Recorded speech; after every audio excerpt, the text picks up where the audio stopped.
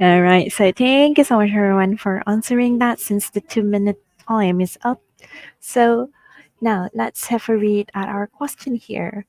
What is the first line of defense? So the key word here is first line of defense. The body uses to prevent pathogen from entering. All right, so now a lot of you have given me white blood cell immune system. That is correct, actually. That is human. That is how us human being actually protect our body from pathogen. However, the first line of defense is actually your skin.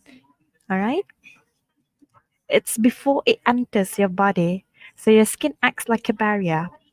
So there are others as well, not just your skin. So others is like the hair inside your nose. I'll just put the hairs and then put bracket nose. All right. Uh, so your hair inside your nose is actually filtering out all the pathogen, all the particles, harmful particles out from your body. Okay. So another one would be stomach acid. So the acid inside your stomach is also killing all the pathogens or bacteria that you accidentally eaten. All right, so these are just some or few of the first line defense.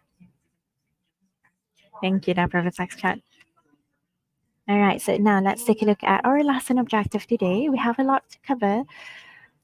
Let me know how you feel about that. So, what we're going to cover today is that we're going to describe body defense against pathogens. So, these are the few things that we're going to discuss today. All right, and then we're going to state the feature of viruses. So, it's just two features that we're going to discuss today. It's for the protein code as well as the genetic material. Hello there, Tom. Welcome back. So, for Tom, let me know if you can hear me and see the slide clearly, and let me know how you feel about today's lesson objective. Okay. Last but not least, we're gonna explain the importance of controlling the spread of diseases. So we're gonna cover all three of this lesson objective for this lesson. All right. Thank you so much for that. How about our lesson objective for today? Can I have a vote from ICE? Okay. Thank you, everyone. Right, so now introduction, body defense. What is our body defense? So body defense refer to the mechanism and processes that the body employ to protect itself against harmful agent such as pathogen. So pathogen, as you already know, pathogen can be divided into bacteria, viruses, fungi, and parasite. It contain sorry, it can be toxins as well, not just pathogen, and some injury. All right, when you accidentally cut yourself, something like that. Right now, there are two types of defense system that we have in our body. So just broadly categorized into two. So the first one would be the innate immunity. The second one would be the adaptive immunity. So for the innate immunity, that is referring to the first line of defense, which is um, it is non-specific, meaning that um, it will protect our body against all type of foreign substances, all types of pathogens. All right, all type of toxin. It doesn't have to be specific, and it responds quickly to a wide range of pathogens. So for adaptive immunity, that is what we're going to talk about. That is when we're talking about your white blood cells. Okay, so that is the truth here. Are we okay so far? Do you have any question? No? Okay. Thank you, Chloe. Thank you, May. Thank you, Ice. All right. So now let's take a look at our skin. Thank you, Mimi. So do you know that your skin actually acts like a barrier before all the pathogens enter your body? And then why do you have to wash your hand regularly? No? If bacteria cannot enter your skin, all right, for example, and then why do you have to wash your hand regularly? It it can't enter, right? But you have to wash your hand. Yes, thank you, Ma.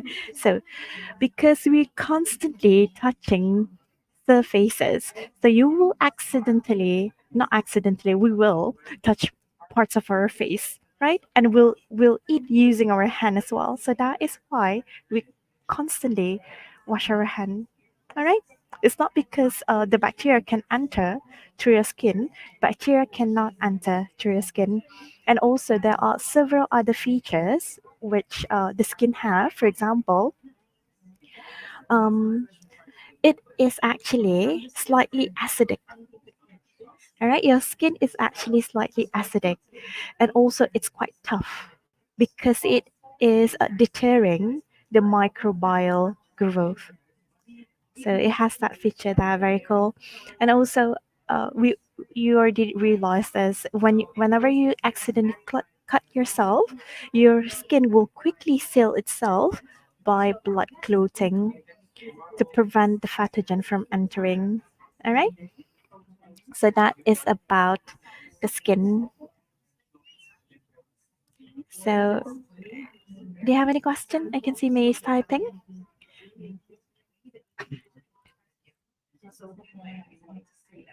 All right. So now let's take a look at your nose hair. So I know that some people, yes, there is. There is even people who got diabetes.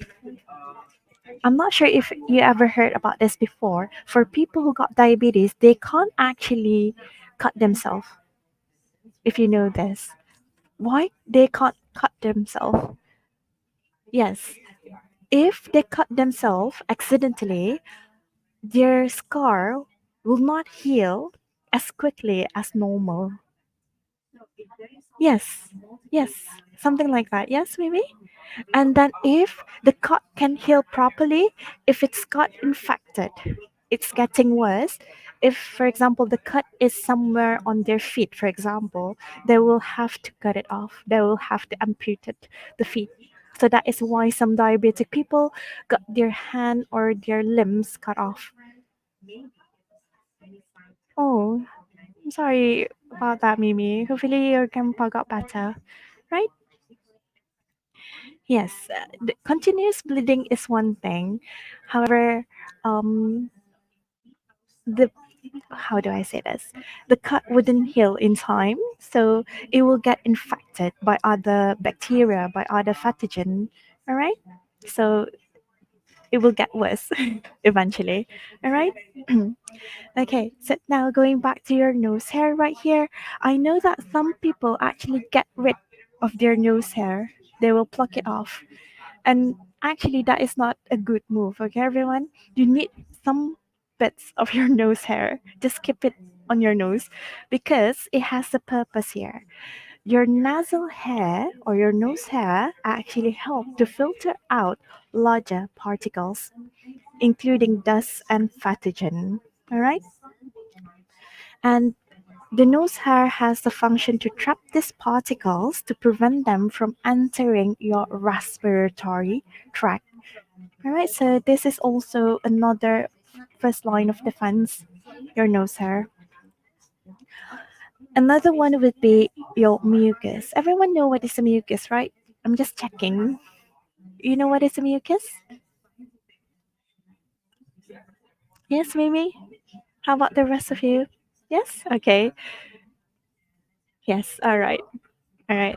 Okay. So mucus is actually also help. All right. Thank you, everyone.